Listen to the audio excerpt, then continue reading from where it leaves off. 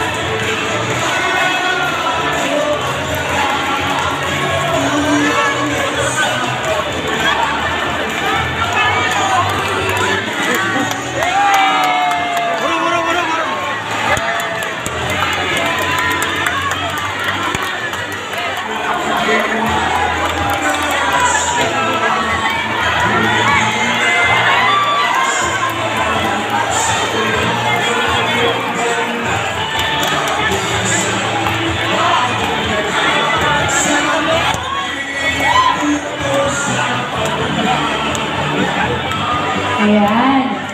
Pwede na po. At nakita po namin sa kanya ang pagiging tunay na leader. Ganon din po kami. Handa po kami tumaya para sa inyo pagiging pinuno.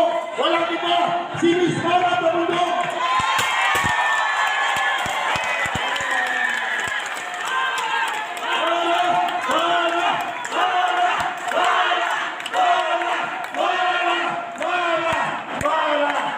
Para ang buong pagmamalasakit ay ibigay ko sa Maynila! At higit sa lahat, ang ating mahal na Pangulong Bongbong Marcos ang naging sagot para tayo po ay higit na matulungan lahat sa Maynila! Kaya sana po, ito po ang umpisa ng pagmamahal at pagmamalasakit natin sa ating bayan, higit po dito sa Maynila. Kailangan ipakita at iparamdam po natin yung totoong damdamin at puso na ibibigay po natin. Lahat po ay gagawin ko para maibsan ang kahirapan sa Maynila! Yung unang-una nakakalungkot, di ba? Kasi pinaglalaroan ng mga tao, partikular ang mga taga-Maynila. Kasi nakikita natin na nag-aaway kunyari, pero hindi ako naniniwalang mayroong ganong pangyayari, no? Pinasasakay lang nila yung tao. At habang nag-aaway kunyari ang mga tao, ang mga politiko, ang laki-laki na ng gastos, no? Ilang milyon na yung ginagastos ng mga ito. At nakakalungkot kasi parang iniisip ko lang, saan kaya kinukuha ang perang ito para ipanggastos na pamigay sa mga tao at paano kaya nila ito babawin kung babawin man nila. So sa pambansang kalagayan, medyo magulo at nakikita natin yung paghahati din ng mga tao kasi mas personalidad yung nakita nila, mas personalidad yung parang gusto lang mangyari.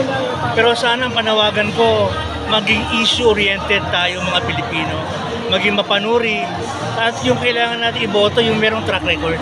Number one, track record. Ikalawa, merong integridad. Ikatlo siguro, yung talino, matatalino naman ang mga lahat ng yan matatalino. Pero kailangan natin talaga yung hindi corrupt, hindi magnanakaw. Lahat yan may programa, lahat yan merong plataforma di gobyerno. Pero number one, may track record.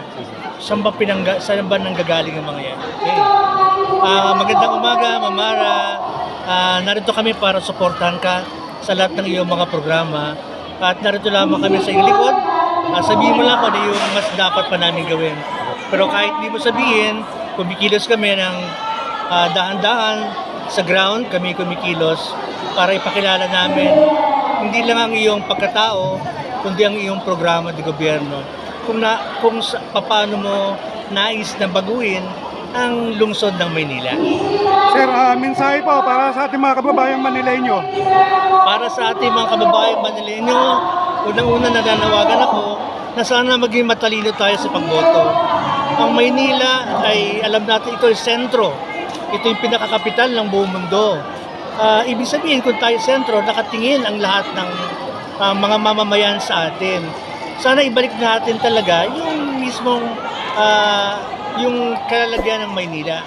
Ibalik natin ito sa pamamagitan ng pagboto sa mga tamang politiko. Politiko na kung saan ay maglilingkod ng totoo. Una, mayroong integridad. Iboto natin yung tamang tao. Maawa na tayo sa ating bayan, partikular sa ating Maynila. So, kita niyo naman kung ano na nangyari sa Maynila, di ba? So, maging bahagi tayo ng pagbabago. Pagbabagong tunay at lahat ay hindi biyaya ang kailangan natin, kundi kaginhawaan ng lahat. Ginhawa, ibig sabihin walang balakid para sa lahat. Mamara, sana po manalo kayo at ng maraming mahihirap dito sa Maynila ang makaginhawa man lang kahit konti. So, ito na ba yung tunay na pagbabago? Ito na ang tunay na pagbabago. Mensahe po para sa mga Manileño. O mga kababayan kong Manileño, ako dito na ako sa Maynila since 1949. Sana po magising na tayo sa katotohanan. Iboto ang dapat nararapat iboto. Yun lang po ang mensahe ko sa inyo. Bibigyan kayo ng pera at tanggapin ninyo. Iboto nyo ang nasa puso ninyo. Yun lang po. Salamat po. Makikita ulit namin si Ma'am Mara. Dahil isang senior citizen advocate po siya. Dahil mahal na mahal niya ang mga senior, ano pong masasabi natin? Maraming salamat. Maraming salamat sa suporta niyo sa senior. Ngayon nyo lang po ba maririnig yung programa niya kung sakasakali? Ngayon lang po. Naniniwala po ba kayo sa 2025? Magbabago na ang Maynila. Sana po. Sana. Gumanda. Sana po ba yan? Sana po. Gumanda ang palakat ng mga ano. Yan mga legit yung mga ngiti na. Bagong uupo. Mga legit yung mga ngiti ng mga senior natin. Mensahe po para sa mga Manileño. Sana po magkasama tayo. Suportahan natin ang pagbabago sa 2025. Suportahan natin sila. Hanggang kailan natin ipaglalaban si Miss Mara Tamundong? Ipaglaban nun natin. Anong gusto niyong takbuhan ni Mara Tamundong? Mara Tamundong. Anong gusto? President. President?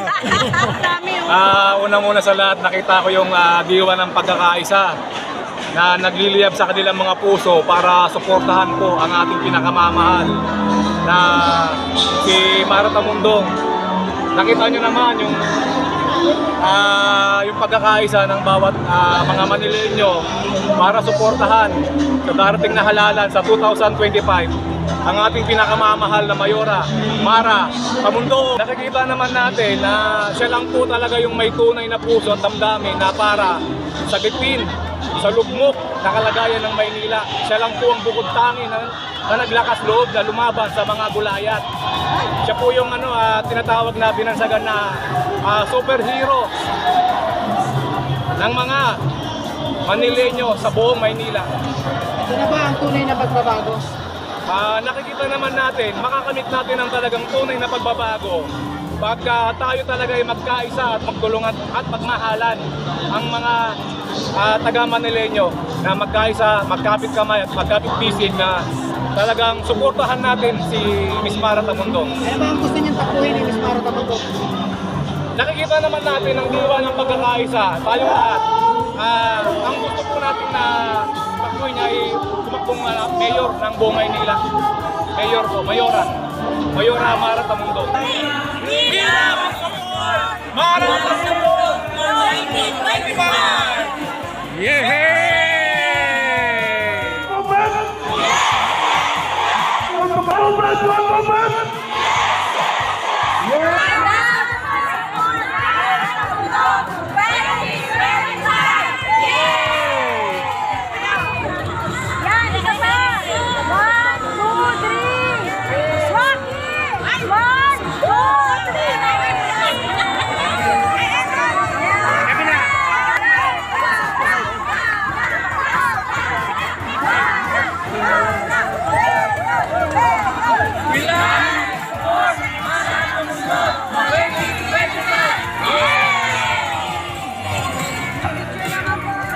Picture! 1, 2, this smile.